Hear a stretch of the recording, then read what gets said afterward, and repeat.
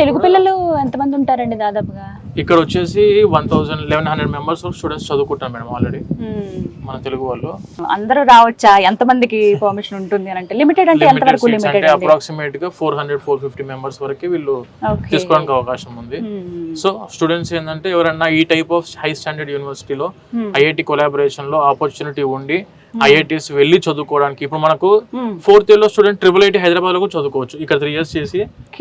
So చాలా మందికి ఇవి డ్రీమ్ ఉంటుంది, మేము పలానా ఇక్కడ మేడం బీటెక్ చదువుకుందాం అనుకున్న 90% స్టూడెంట్స్ కి dream IITs, IIITs, NITs madam. అవునండి, కరెక్ట్. దానికి డైరెక్ట్ కొలాబరేషన్ అయి ఉండి సెమిస్టర్ వైజ్ చదువుకోవచ్చు, ఇయర్ వైజ్ చదువుకోవచ్చు, వాళ్ళ మీద డిపెండెంట్ అది. రైట్. ఇక్కడ ఇంకా ప్లేస్మెంట్స్ సంగతి ఏంటంటే ఎలా ఉంటాయి మేడం? అసలు ఈ యూనివర్సిటీ చాలా పెద్ద గ్రూప్, జేకే గ్రూప్స్ వాళ్ళకి చాలా ఇండస్ట్రీస్ ఉన్నాయి. అండ్ వెన్ కమింగ్ టు వీళ్ళ బ్రాండ్ మీదనే number of companies already 1500 companies placements కి టైఅప్ అయి ఉన్నారు ఆల్రెడీ.